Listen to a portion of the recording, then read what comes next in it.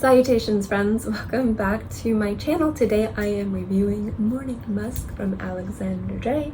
Super excited to bring this fragrance review to you guys because it's been a long time since I've done a fragrance review, and boy do I love this scent. So if you'd like to know what I think, then keep watching. First things first, this bottle was sent to me for free to review, and I'm also gonna have a giveaway. So I know I'm going to be going off on crazy tangents and talking a super long time about certain aspects of this fragrance, so I don't go super long into the giveaway portion.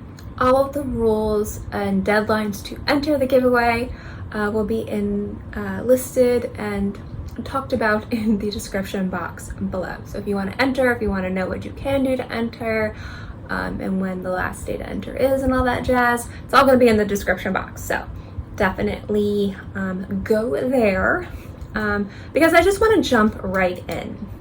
Now, I want to say that whenever a brand reaches out to me and offers me a bottle to review, I love it when they ask me, hey, what bottle do you want to try?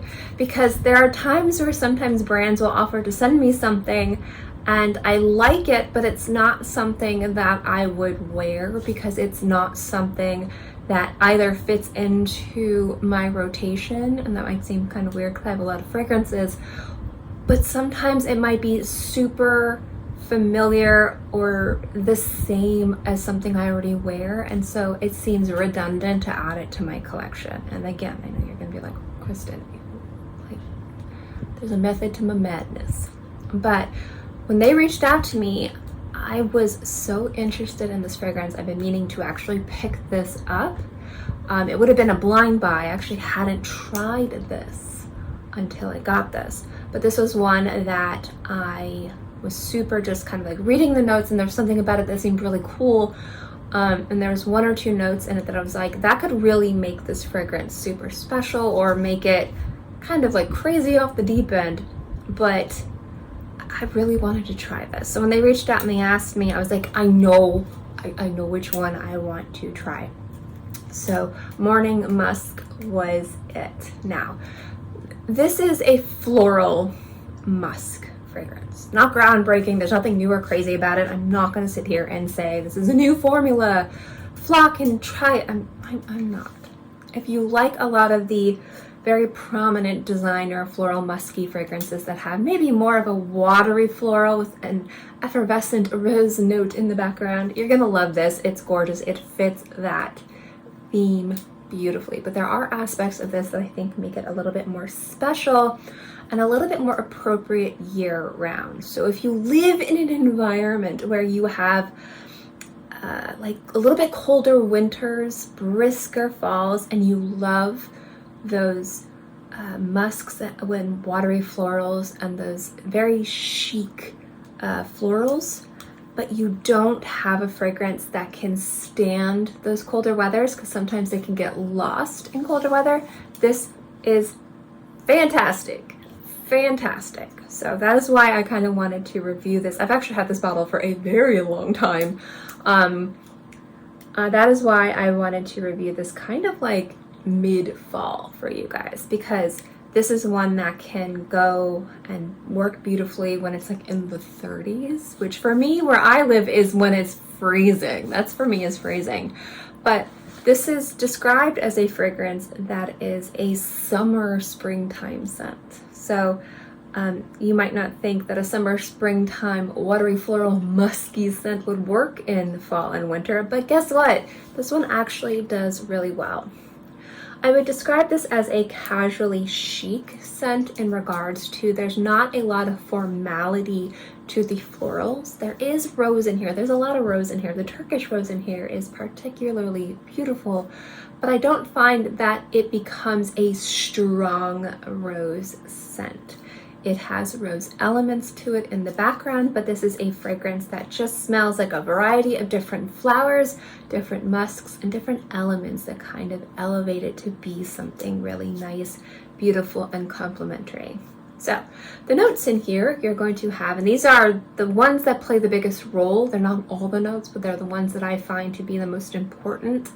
At the top you have peach, mandarin, and toffee, and we will get into that toffee note.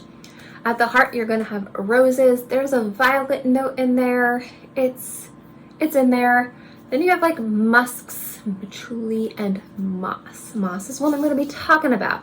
So when I saw the toffee note and the moss note, those are the two notes that got me super interested in this fragrance. First and foremost, because they don't quite seem like they'd go together. I thought the toffee note might bring this into like maybe some kind of really beautiful, light, effervescent, little sticky, sweet floral fragrance, and maybe be kind of like a jammy rose, musky scent, but a warm jamminess, because maybe it'll bring a sweetness from the peach and maybe a warmth from the toffee. But when I saw the moss, specifically with patchouli, which can be very earthy, can be kind of a little bit bitter sometimes, which is really, really nice, I was like, how is that going to come together? How's it going to blend? And what I like is that, and again, this brand is never going to send me a bottle of perfume again, ever, but the toffee is like a mayonnaise. It's like a mayonnaise. So what I mean by that is if you ever had like a sandwich and you don't want it to be like a soggy sandwich, but the components of the sandwich, they don't need a sauce, but they need something to kind of bring all the flavors together. So you might put the tiniest, littlest, ittiest bit of mayonnaise on the sandwich. You don't want to put just like straight like oil and vinegar, because that would break apart with brightness and be a little bit more fatty. There's something about just the tiniest little bit of mayonnaise where it works to bring everything together. It adds a cohesion. It's also like an emulsion. And that's what the toffee note does in here. The toffee is not toffee. It is not a gourmand note. You're not smelling like a toffee, a stickiness, a sweetness. You are getting the slightest bit of warmth. And what that does is it kind of tames the patchouli and the rose in a way where it doesn't come across as super patchouli rose jammy sweet or too heavy, cloying, headache inducing.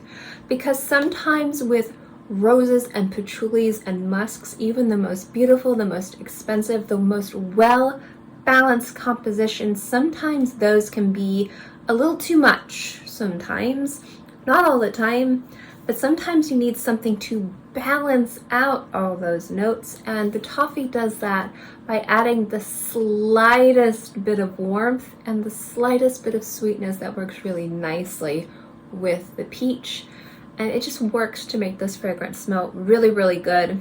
A little bit of fruitiness that doesn't take the rose into jam territory, although I do love a good jammy rose fragrance. This is not a jammy rose fragrance. This is supposed to be a kind of like casual, chic, beautiful, musky floral fragrance. And I also like that the warmth doesn't take away from some of the earthiness that the patchouli has either. It works really, really beautifully. But what I really like about this fragrance is the moss. This oak moss is beautiful. What it does is it brings out some of these slightly more challenging aspects that people have with patchouli. The things with patchouli that people are like, that's a little too much. That's a little too much patchouli. But it does it in a way that's kind of exciting and makes it a little bit more green, bitter, fresh. And with the warmth and the musks and the florals, it comes together in a very easy to wear way. So you get a slight bit of bitterness, a little bit of earthy greenness, and you think to yourself, this shouldn't work. It should make this musk smell super dated, super like the person that I was 5 years old and I was trapped in an elevator and it was like 90 degrees and their fragrance suffocated me and gave me a headache. You think that's what it would do, but it's the opposite. It just makes it smell a little bit richer without taking away from this kind of cozy, effortlessly beautiful just musk. It's really gorgeous. So that's what I really like about this scent, is the fact that it has a lot of these different elements that you don't quite think would fit. You think toffee and moss, like how is that going to work? But what they do is they work to balance and elevate the more core notes, which are, like, in my opinion, the florals, the musk, and the patchouli. There is, again, other notes of, again, mandarin and violet, and that those kind of work in conjunction with each other in the background to not have the rose be too rosy or the patchouli be too earthy. Everything works in balance, but it's still very beautiful, very effortless, and very easy. The composition of this fragrance smells very similarly to a lot of very prominent, popular musky floral fragrances that, again, are marketed on the women's fragrance aisle. And the reason why I'm saying that is if you are trying to dip your toes into luxury niche fragrances, this is a great introductory one to dip your toes in, especially if you're a fan of fragrances from Dior, Dolce & Gabbana, and Versace. I think you'd like this composition a lot. It's really, really beautiful.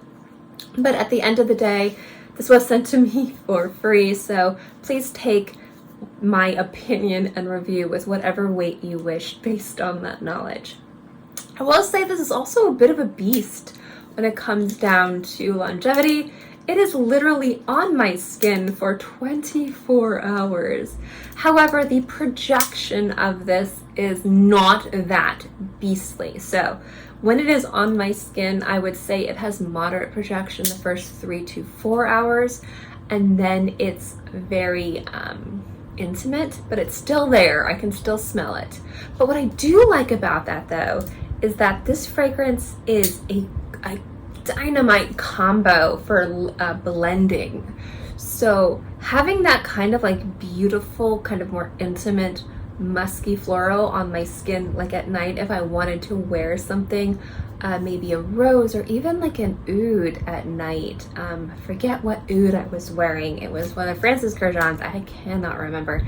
It smelled glorious with that one blended on top of it. It just added a little something extra. So the fact that it lasted on my skin for almost 24 hours after like 2 showers is saying something for the longevity. Again, the projection is not that much after that much time, but as an additional kind of blending bonus combo, it was pretty good. So there's that. But anyway, that is my review of Morning Muscs. Even though it is Morning Muscs, I do think this is something that could be worn all day. I do think this is something beautiful. Again, a great introductory into luxury niche fragrances. It's not super challenging or unfamiliar, so this is absolutely beautiful. Definitely check it out if you are interested. And again, if you want to know how you can win a bottle, all of that information will be listed in the description box below, as well as the start and end date of this giveaway. So thank you guys so much for watching this video. I hope you enjoyed it. I also have a coupon code that is not an affiliate link in regards, so if you use that, I don't get anything, which is totally fine. But if you do want to save a little bit money on their website, I will have that listed below too. Figured I'd let you guys know that as well. Anyway, thank you guys so much for watching this video. I hope you enjoyed it, and I am planning on doing more fragrance videos soon, so get excited. All right, have a wonderful day, guys. Bye.